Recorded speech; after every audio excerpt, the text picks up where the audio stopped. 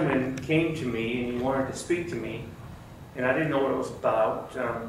He said he had concerns about my party affiliation, Constitution Party, and I was hoping he was going to ask me where we got our name from, the Constitution Party, because that happens quite often. It's very embarrassing for them when I tell them the answer.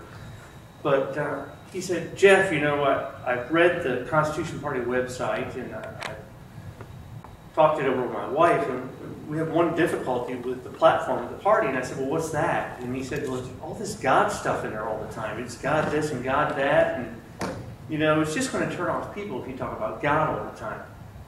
And I said, the reason why you like the party so much and all the principles you find in the party is because all these things came from God, and if you take that out of the equation, you've got nothing. And he left and walked away quite puzzled. I think he looked kind of like Nicodemus when he left. And I just shook my head. But I meet people like that each and every day.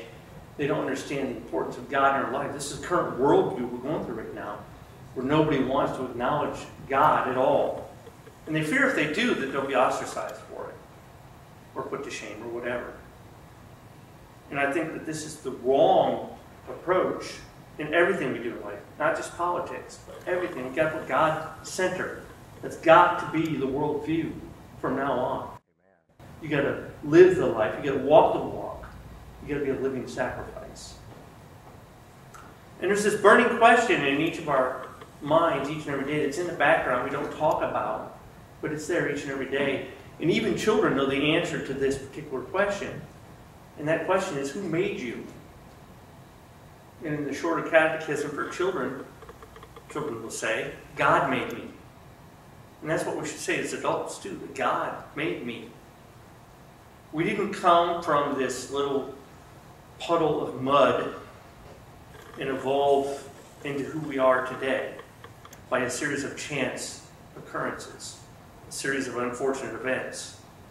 This was a divine plan that was laid down.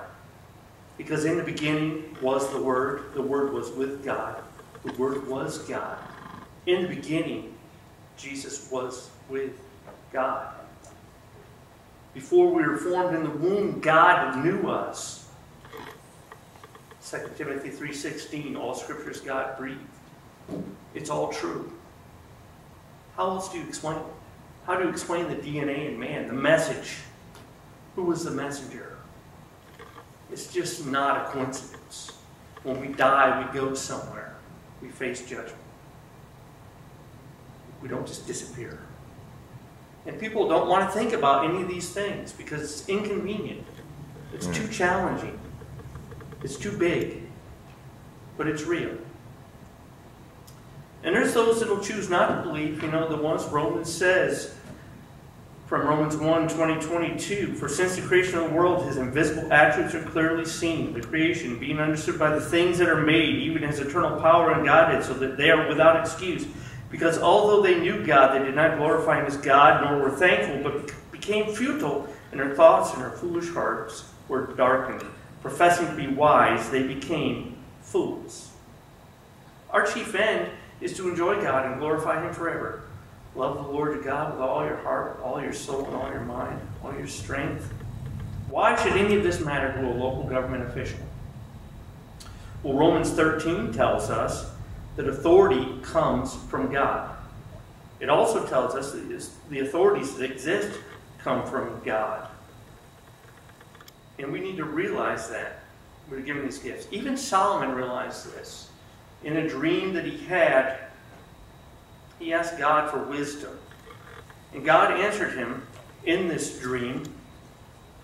And he said to him, from 1 Kings 3:11-13, because you have asked this thing, and have not asked for long life for yourself, nor asked riches for yourself, nor asked the life of your enemies, but have asked for yourself, understanding to discern justice. Behold, I have done according to your words. See, I have given you a wise and understanding heart. So there has not been anyone like you before you, nor shall anyone like you arise after you. And I have also given you what you have not asked, both riches and honor. So there shall not be anyone like you among the king of all your days. So God not only answered the question, but he went beyond that. Because Solomon asked correctly. He didn't ask for things he didn't deserve.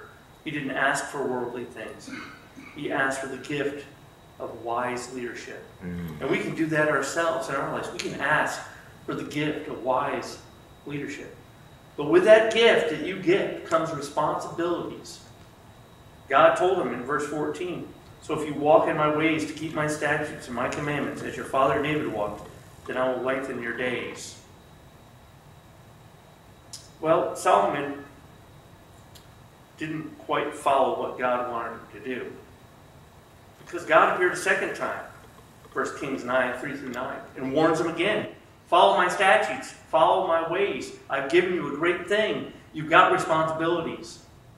But Solomon took 700 wives, 300 concubines. In my 20 years of marriage with one wife, that's a lot of garbage to take out. But things didn't work out so well for him.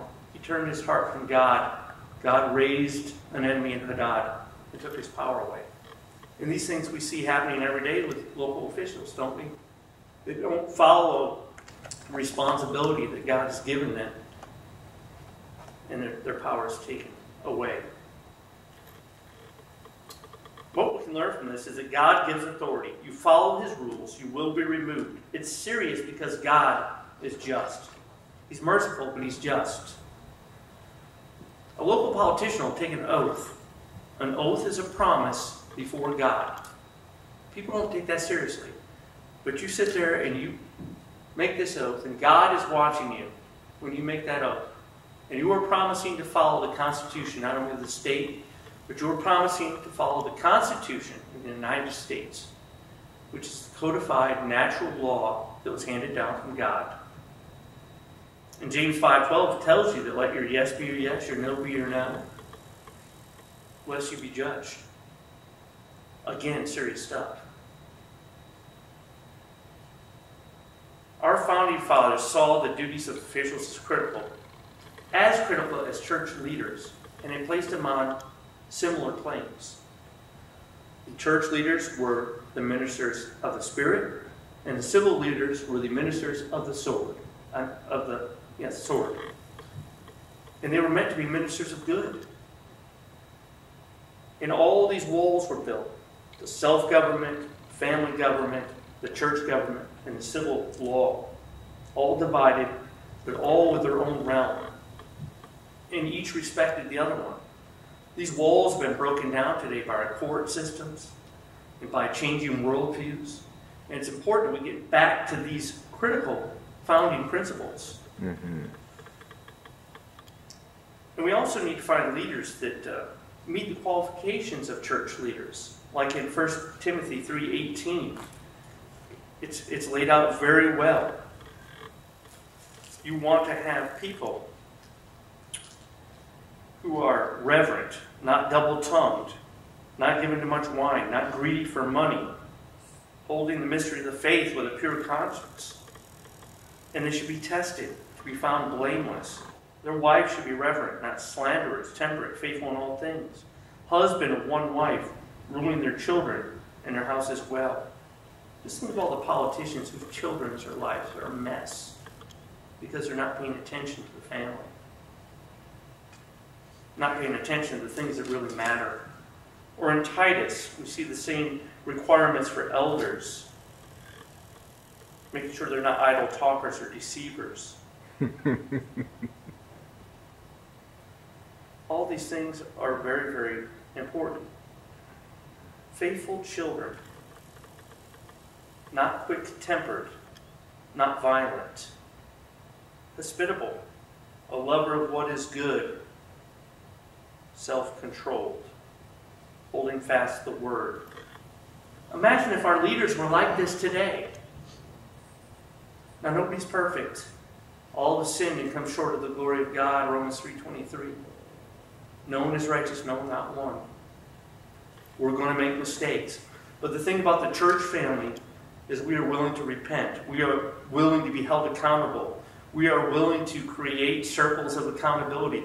We are able to be disciplined and to respect that discipline and to repent.